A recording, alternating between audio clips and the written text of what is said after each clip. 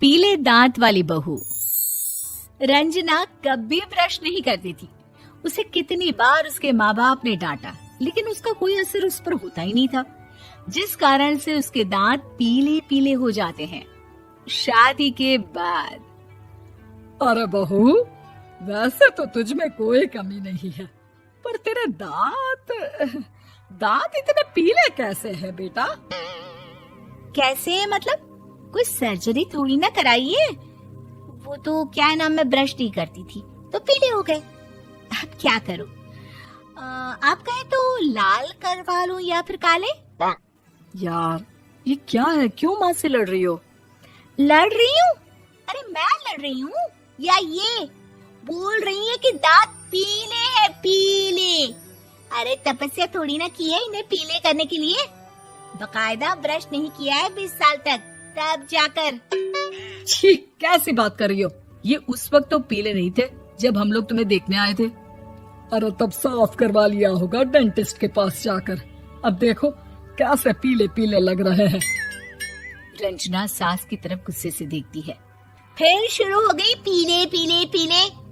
अरे पीले तो तब भी थे जब मेरे हाथ का रसगुल्ला उड़ा उड़ा कर खा रही थी और बोल रही थी, लड़की नहीं गुणों का खजाना दे रहे भाई साहब आप। खैर, अब वो लोग करते भी तो क्या करते, पीले दांत वाली बहू पल्ले पड़ी थी तो झेलना तो था ही। एक दिन कीर्तन में रंजना गाना गा रही थी। अरे कमला बहन, माँ का द्वार है, यहाँ तो सब शुद्ध होकर आते हैं, फिर अपनी बहू को ब्रश भी नहीं करवाती तुम। दूर से पीले पीले दांत भक्ति में बाधा उत्पन्न कर रहे हैं। अरे कोई 2 साल की बच्ची थोड़ी ना लेकर आई हूँ मैं बहू बनाकर। अच्छी खासी लड़की है, अरे कैसे करवाऊं ब्रश? ये तो उसे खुद करना चाहिए ना। अब माँ बाप तो इसके जैसे तैसे निपटा दिए, ये नहीं सोचा कि सास कैसे संभालेगी।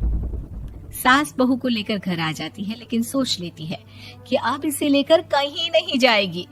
अगले रोज बहू कहती है, अरे क्या हो गया, मंदिर नहीं जाना क्या?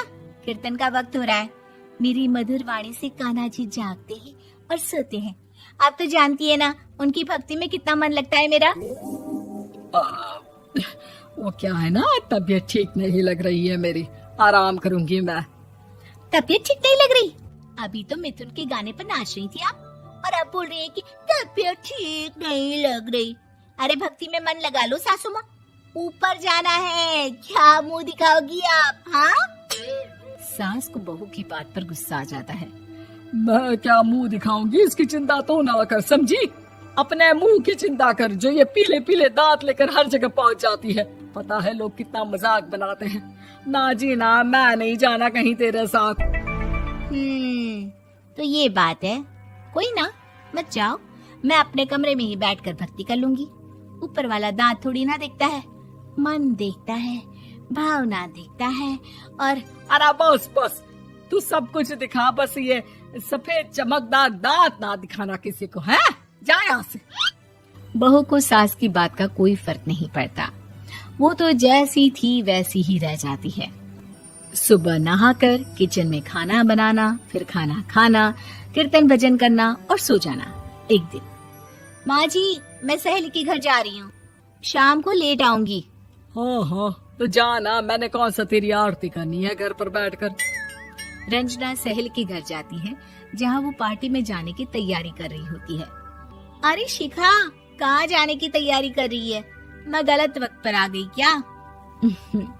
अरे नहीं यार, उल्टा सही वक्त पर आ गया। मैंने ये साड़ी और ज्वेलरी निकाली है यार, शाम को इनके ऑफिस की एक पार्टी में जाना है। बताना कैसा लग रहा है ये सब? नहीं यार, इस ड्रेस के साथ तो वो वाली ज्वेलरी अच्छी लगेगी। हाँ हाँ सही बोल रही है, मैंने ध्यान ही नहीं दिया। वैसे तो हमेशा से मस्त फैशन सेंस रखती है।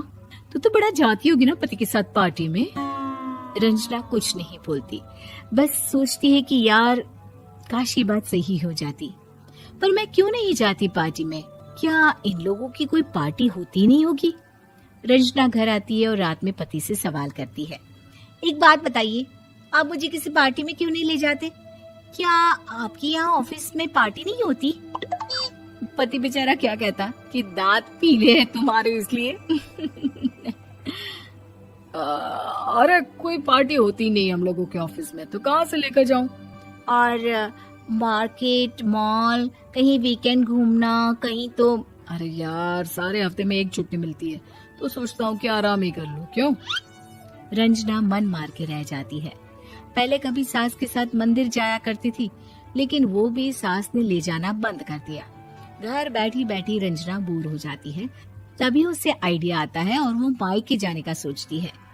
सासू माँ, 2 दिनों के लिए मम्मी के घर जा रही हूँ। अच्छा अच्छा, ठीक है, आराम से जा। और हाँ, माँ से कुछ अच्छी आदत सीख कर आना कि कैसे शरीर के हर भाग की तरह दांतों की सफाई भी जरूरी होती है, समझी? शुरू हो गई ना आप। वो लोग आपकी तरह नहीं है कि छोटी छोटी बात का बतंगड़ बना दे। उन लोगों के लिए मैं मायने रखती हूँ, ना कि मेरे पीले पीले दांत।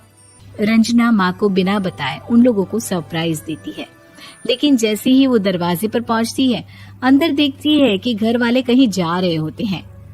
अब माँ, काश रंजना दीदी के दांतों वाली प्रॉब्लम नहीं होती, तो वो भी हम लोगों के साथ चलती ना बुआ जी की बेटी की शादी में। हाँ बेटा, लेकिन अब उसे कौन समझाए कि उसको उसके पीले दांत नहीं दिखते, लेकिन उसके आसपास के लोगों को कितना एम्बैरेसिंग फील कराते हैं। मुझे तो कितनी बार उसके स्कूल की टीचर ने शिकायत की कि उसके साथ कोई लड़की बैठना भी नहीं चाहती, और ना ही कॉलेज में कोई उससे बात करना चाहता था। लेकिन पता नहीं क्यों उसे ये बात समझ में ही नहीं आती। कोई कमी नहीं है उस लड़की में, बस यही कि दांत पीले हैं। वो तो भला हो जीजा जी और उनकी माँ का, जो दीदी को जैसी है वैसे ही रखा हुआ है। रंजना को अपने घर वालों की बात सुनकर बहुत दुख होता है। वो सोचती है कि वो क्या करे, लेकिन फिर वो सीधा डेंटिस्ट के पास जाती है, अपने दांत चमकाती है और कसम खाती है कि वो रोज ब्रश करेगी। अरे क्या हो गया? तुम तो 2 दिनों के लिए गई थी ना, पर कोई ना, अच्छा है, चलो आ गई तो। रंजना सास के सामने आकर खड़ी हो जाती है और पूरी स्माइल करती है, उसके चमकदार दांतों को दिखाती हुई। हैं? चले मंदिर। माँ, मुझे माफ कर दीजिए, मैंने आप लोगों को बहुत एम्बैरेसिंग फील करवाया। मैं आज से रोज ब्रश करूंगी।